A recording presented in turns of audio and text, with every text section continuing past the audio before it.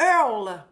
Ça me fait rire, Earl, parce que dans la discussion avec nos parents de François Morancy, le beau-frère s'appelle Earl. De Saint... Là, attachez votre truc. De Sainte-Anaclète de l'Essor. Hein? Sainte-Anaclète de l'Essor. Martine, elle m'a dit que c'était dans la région de Rimouski. Rimouski, je suis allée là, à Val-Neigette. Je résidais là pour le Salon du Livre de Rimouski. Sainte-Anaclète de l'Essor. J'en reviens toujours pas. Earl. Bonjour, voici mon problème. Ma grand-mère est atteinte d'un trouble mental, bien désolée, et elle a fait...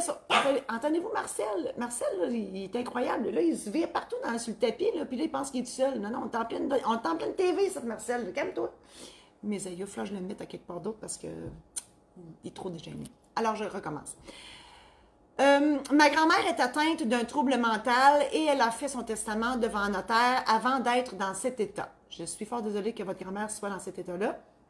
Je comprends qu'elle a fait son testament avant. Et dans le dit testament, ma mère hérite de l'argent de 10 000 mais ne souhaite pas recevoir cette somme. Elle souhaite que je la reçoive à sa place. Est-il possible, avec la signature du tuteur, on va dire mandataire, de ma grand-mère et celle de ma mère, de faire en sorte que je sois la personne qui reçoit le montant? Là, vous passez, vous faites un grand détour dans votre question, mais je résume votre question. Marcel, viens ici. Je résume votre question. Votre grand-mère a fait un testament dans lequel elle lègue à votre mère 10 000 Votre grand-mère, elle est maintenant inapte, donc c'est sûr que le testament ne peut pas être modifié. Parce que votre grand-mère, elle est inapte, le mandataire, le tuteur, le curateur, appelez-le comme vous voulez, ne pourra jamais modifier un testament à la place de la personne qu'il représente. Okay? Un testament, c'est un acte de volonté pure et simple et personne ne peut le faire à la place de soi. Pour que ça soit vous qui le receviez, ce 10 000 $-là, mais premièrement, il faut attendre que grand-mère meure. Okay? Grand-mère, quand elle décédera, à ce moment-là, votre mère va hériter du 10 000. Là, elle pourra vous le verser une fois qu'elle l'aura reçu. Il n'y a pas à payer là-dessus rien. Donc, elle vous fera un chèque, elle vous le donnera. Si vous aviez été dans le testament de votre grand-mère, puis là, on comprend que votre grand-mère a peut en avoir fait 15 testaments après celui-là. Fait qu'il faut faire la recherche testamentaire de toute façon. Martine va nous mettre les informations pour les programmes en ligne, les informations programmes en ligne et aide-mémoire pour le règlement des successions. Merci Martine, elle est toujours extraordinaire. Là-dedans, j'explique, là. Et si vous aviez été aussi dans le testament de grand-mère, vous seriez un héritier, un successible, un légataire. Et à ce moment-là, votre mère aurait pu vous renoncer à son legs en votre faveur. On appelle ça une renonciation in favorem. C'est du latin. Donc, renonciation in favorem, ça veut dire en faveur de. Mais pour ça, il faut que vous soyez dans le testament.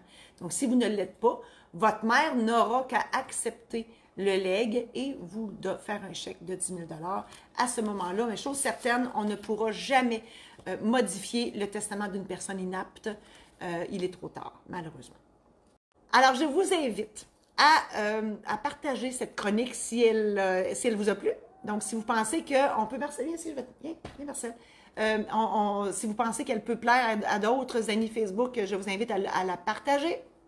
Je vous invite à aller visiter mon site internet marijosésaint-laurent.com où tous mes programmes en ligne sont là. Donc, l'idée, c'est que moi, je veux vous aider à apprivoiser, entre guillemets, le notaire. C'est un personnage, des fois, qu'on pense plate, drabe, compliqué, que ça coûte cher, puis on ne sait pas trop, puis qu'est-ce qu'il dit, puis j'ai pas compris.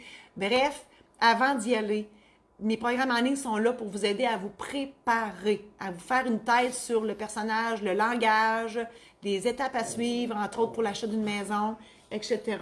Marcel prend ses aises, il est incroyable aujourd'hui. Ensuite de ça, je vous invite aussi à aller voir, à visiter mon site de ma maison d'édition, donc maisondéditionsaintlaurent.com. J'ai écrit des recueils d'anecdotes. Il y a d'autres livres aussi que j'ai édités, romans policiers, contes spirituels fantaisistes, un guide sur les mariages, sur les testaments. Bref, tout est là. J'oublie-tu quelque chose? C'est bon, hein? J'en ai assez dit pour aujourd'hui. Je vous remercie encore infiniment d'avoir été là. Et d'ici la semaine prochaine, je vous souhaite une belle fin de semaine. On se revoit mercredi prochain.